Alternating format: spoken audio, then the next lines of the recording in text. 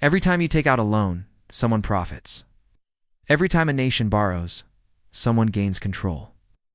And every time the world sinks deeper into debt, the same hidden empire grows stronger. We're told debt fuels growth, that it's normal, even necessary. But what if debt isn't a byproduct of progress? What if it is the product itself? This is the story of the system built to keep you owing, paying, and believing, all while the true owners of money remain unseen. Set up how the empire began, Q, parchment textures, early London skyline visuals. To understand how debt became the lifeblood of the global economy, we need to go back to 1694, the birth of the Bank of England. At the time, King William III was drowning in war expenses. A group of wealthy merchants offered a solution. They would lend him the money he needed. But in return, they wanted something powerful, the right to create money and lend it to the government with interest. That moment changed history, because from that point on, money no longer represented gold or silver, it represented debt. Paper notes were simply IOUs, promises backed not by metal, but by obligation. And every note in circulation carried a quiet cost interest owed to those who created it. That was the beginning of the debt-based money system. A system where governments don't control the money supply, creditors do. Rise, how the system spread. Visuals, Industrial Revolution, ships, early banks, its founding fathers. As the British Empire expanded, so did its financial architecture.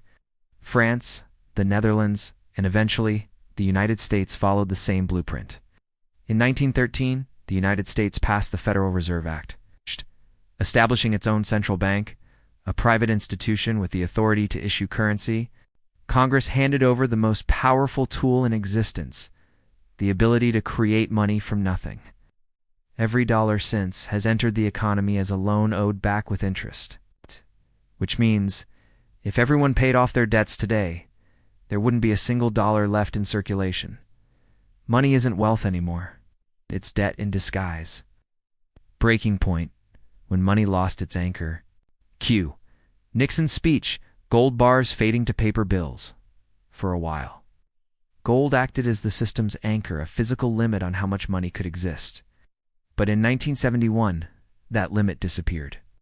President Richard Nixon ended the US dollar's convertibility to gold. From that moment, money became fiat-backed only by government decree and collective faith. It was the perfect storm for the debt empire. Now, central banks could print endlessly. Governments could borrow without restraint. And citizens could be encouraged to take on good debt for homes, education, and consumer goods. The result? Inflation, inequality, and a financial world ruled not by production, but by credit. Fallout, the illusion of prosperity visuals, skyscrapers, stock tickers, luxury brands, foreclosure signs. The system rewarded consumption and punished saving. Real wages stagnated, while debt exploded. Every crisis from the Great Depression to 2008 only deepened the dependency. When the 2008 financial meltdown hit, the world discovered how fragile the debt machine really was. But instead of dismantling it, governments bailed it out with more debt. The empire didn't collapse. It fed on the crisis. Because every bailout, every stimulus, every loan was another opportunity for profit. Today, global debt exceeds $315 trillion. That's more than 3 times the world's total GDP, and every cent of it earns interest for someone. Failed fixes, digital control, and the illusion of change visuals, blockchain graphics, central bank digital currencies, surveillance tech. New forms of money appeared, cryptocurrencies, fintech, and soon, central bank digital currencies. They promise freedom, speed, and innovation. But the architecture remains the same, centralized control over creation, distribution, and debt. Even the digital revolution can't escape the logic of the empire. Debt isn't being replaced, it's being upgraded. Modern parallel, the patterns that never die. Every empire in history, from Rome to Britain to America, has lived and died by its money. Each time the currency was devalued, the people taxed through inflation, and the creditors emerged wealthier than before. The tools have changed. Cycle hasn't. Debt expands. Currency weakens. Wealth consolidates. And still, the world keeps borrowing from the same hidden masters. Conclusion, the takeaways, and the warning. So what can we learn from the empire of debt? First, money isn't neutral. It's a tool of control. Those who issue it rule it.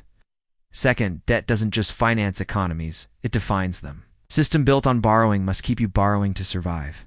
Third, real wealth isn't paper or digital numbers. It's independence, assets, knowledge, and control outside the debt system. Here's the warning. When a system relies on infinite debt, collapse isn't a possibility, it's a mathematical certainty. And when that reset comes, those who understand how money really works won't be the victims. They'll be the ones rebuilding what comes next. Music fades out. Narrator VO. If this story opened your eyes, share it. Because awareness is the first crack in any empire's foundation. Subscribe for more untold truths about money, power, and the system that profits every time you go into debt.